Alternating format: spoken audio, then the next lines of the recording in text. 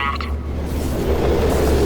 Since it doesn't look like we're going anywhere, well, we are going somewhere, alarmingly fast actually. But since we're not busy other than that, here's a couple of facts. He's not just a regular moron. He's the product of the greatest minds of a generation, working together with the express purpose of building the dumbest moron who ever lived. And you just put him in charge of the entire facility. Good, that's still working. Hey, just in case this pit isn't actually bottomless, do you think maybe you could unstrap one of those long fall boots of yours and shove me into it? Just remember to land on one foot.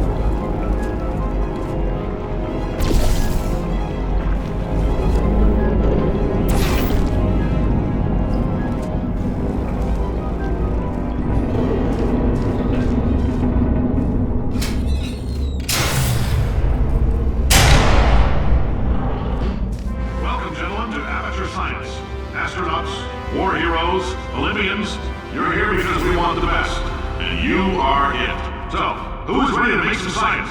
I am. Now, you already met one another on the limo ride over, so let me introduce myself. I'm Cave Johnson. I own the place. That eager voice you heard is the lovely Carolyn, my assistant. Rest assured, she has transferred your honorarium to the charitable organization of your choice. Isn't that right, Carolyn? Yes, sir, Mr. Johnson. She's the backbone of this facility. Pretty as a postcard, too. Sorry, fellas. She's married. To science.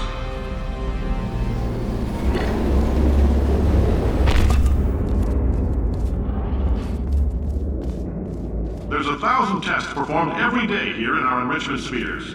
I can't personally oversee every one of them, so these pre-recorded messages will cover any questions you might have and respond to any incidents that may occur in the course of your science adventure.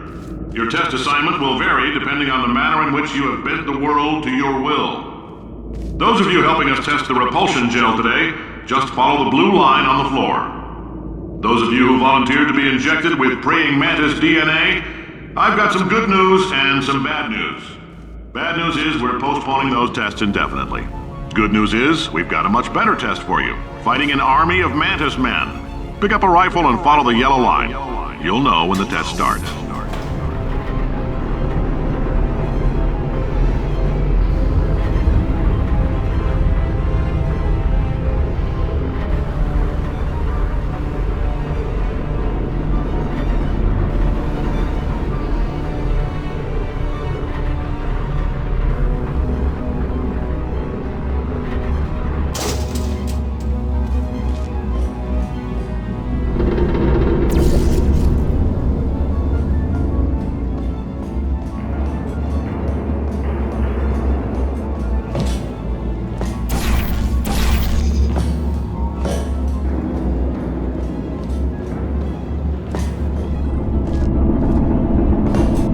If you've cut yourself at all in the course of these tests, you might have noticed that your blood is pure gasoline. That's normal. We've been shooting you with an invisible laser that's supposed to turn blood into gasoline, so all that means is it's working.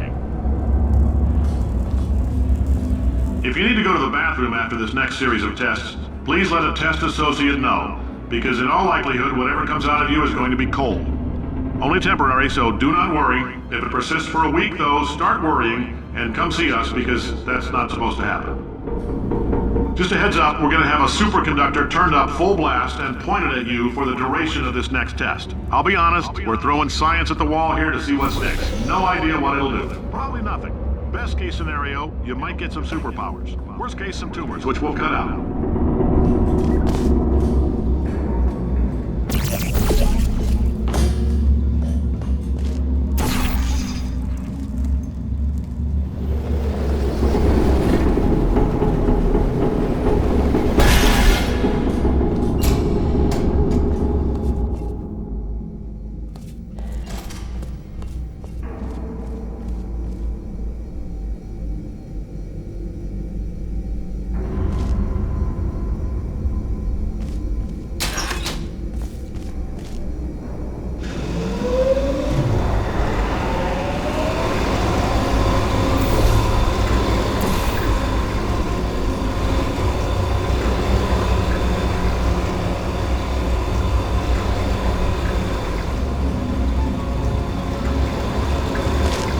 They say great science is built on the shoulders of giants.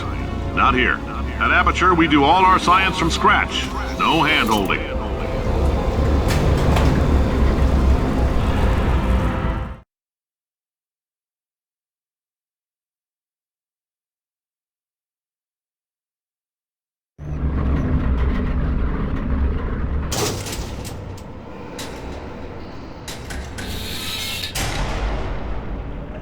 Let's get started. This first test involves something the lab boys call repulsion gel. You're not part of the control group, by the way. You get the gel. Last poor son of a gun got blue paint. All joking aside, that did happen. Broke every bone in his legs. Tragic, but informative. Or so I'm told.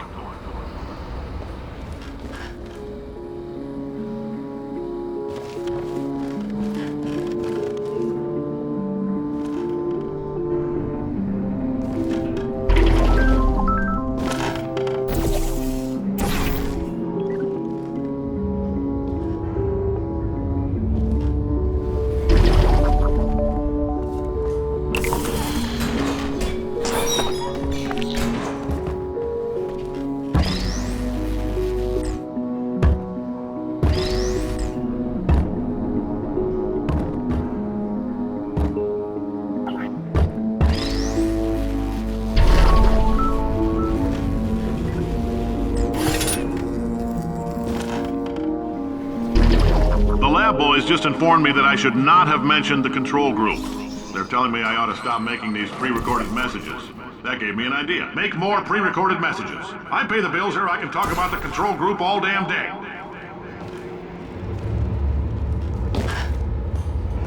For this next test, we put nanoparticles in the gel. In layman's terms, that's a billion little gizmos that are going to travel into your bloodstream and pump experimental genes and RNA molecules and so forth into your tumors. Now, maybe you don't have any tumors. Well, don't worry. If you sat on a folding chair in the lobby and weren't wearing lead underpants, we took care of that too.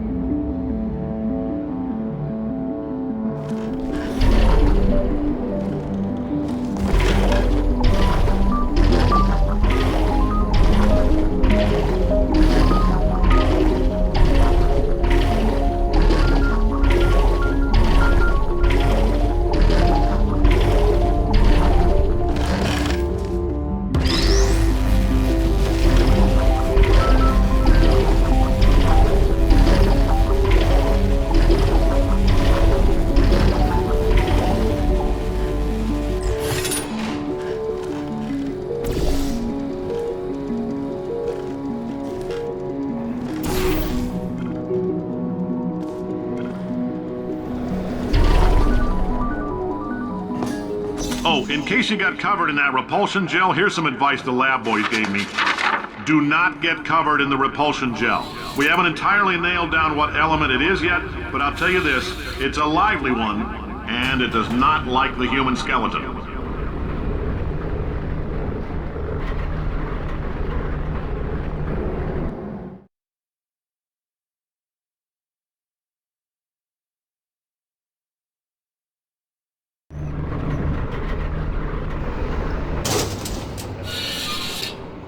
All these science spheres are made of asbestos, by the way. Keeps out the rats. Let us know if you feel a shortness of breath, a persistent dry cough, or your heart stopping, because that's not part of the test. That's asbestos. Good news is the lab boys say the symptoms of asbestos poisoning show a median latency of 44.6 years. So if you're 30 or older, you're laughing. Worst case scenario, you miss out on a few rounds of canasta. Plus, you forwarded the cause of science by 3 centuries. I punch those numbers into my calculator, it makes a happy face. I like your style. You make up your own rules, just like me. Bean Counter said I couldn't fire a man just for being in a wheelchair. Did it anyway. Ramps are expensive.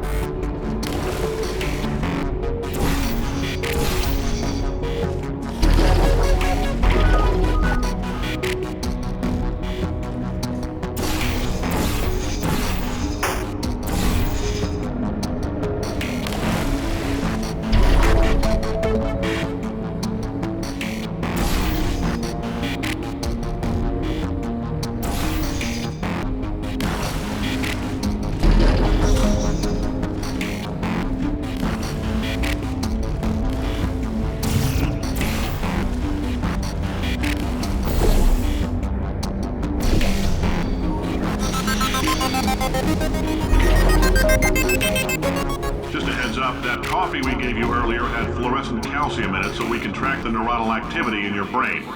There's a slight chance the calcium could harden and vitrify your frontal lobe. Anyway, don't stress yourself thinking about it. I'm serious.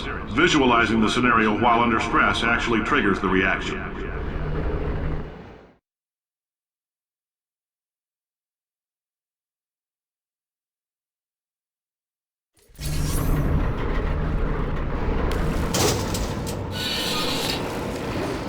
Now, if you're part of control group Kepler-7, we implanted a tiny microchip about the size of a postcard into your skull. Most likely you've forgotten it's even there. But if it starts vibrating and beeping during this next test, let us know. Because that means it's about to hit 500 degrees, so we're gonna need to go ahead and get that out of you pretty fast.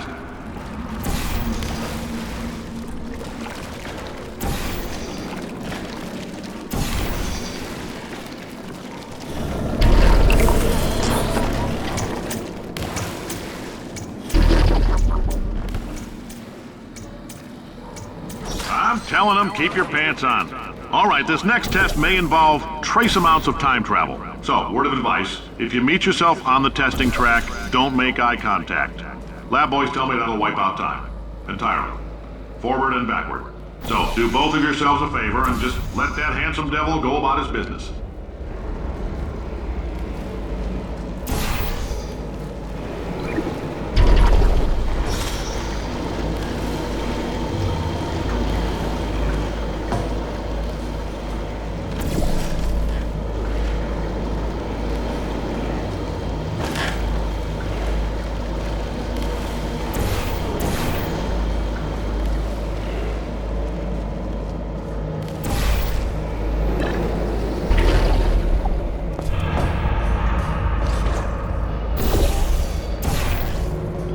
If you're hearing this, it means you're taking a long time on the catwalks between tests. The lab boys say that might be a fear reaction. I'm no psychiatrist, but coming from a bunch of eggheads who wouldn't recognize the thrill of danger if it had walked up and snapped their little pink bras, that sounds like projection. They didn't fly into space, storm a beach, or bring back the gold. No, sir, we did. It's you and me against the world, son. I like your grit. Hustle could use some work, though. Now let's solve this thing.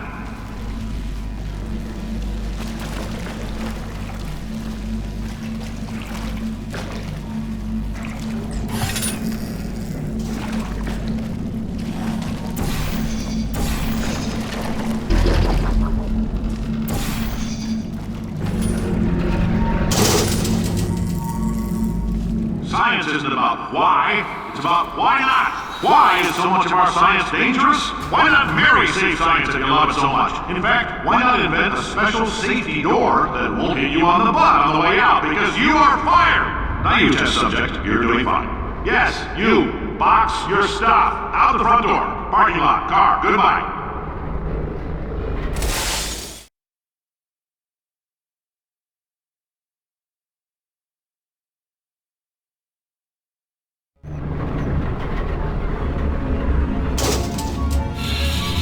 Congratulations! The simple fact that you're standing here listening to me means you've made a glorious contribution to science. As founder and CEO of Aperture Science, I thank you for your participation and hope we can count on you for another round of tests. We're not going to release this stuff into the wild until it's good and damn ready, so as long as you keep yourself in top physical form, there'll always be a limo waiting for you. Say goodbye, Carolyn. Goodbye, Carolyn. She is a gem.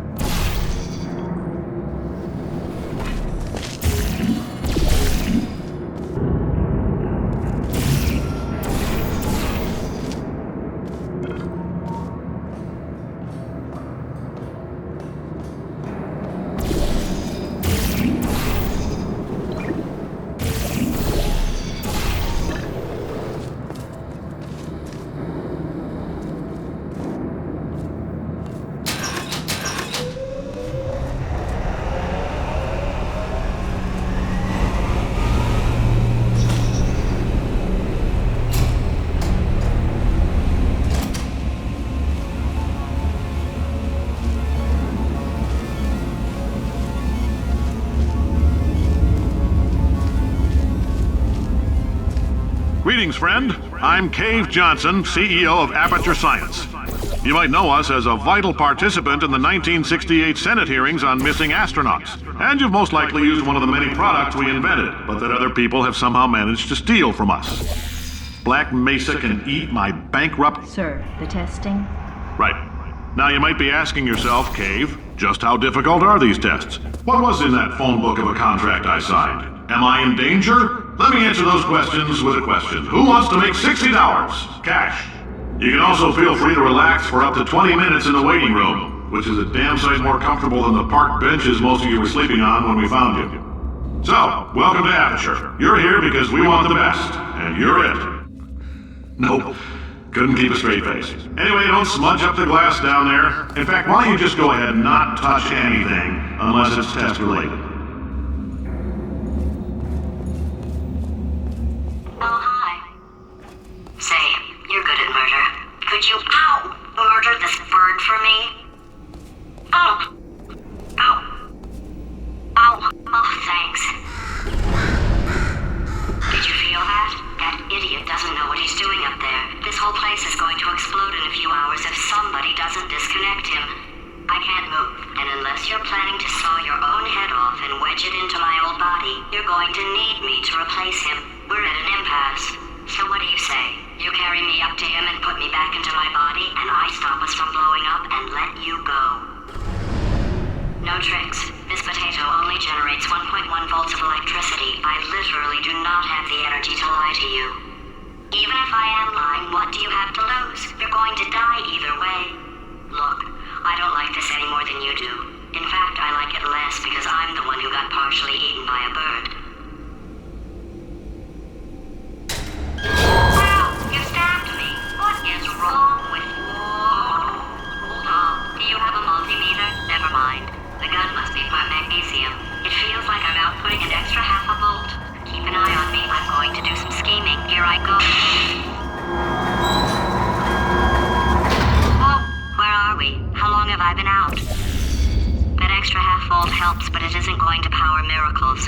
If I think too hard, I'm going to fry this potato before we get a chance to burn up in the atomic fireball that little idiot is going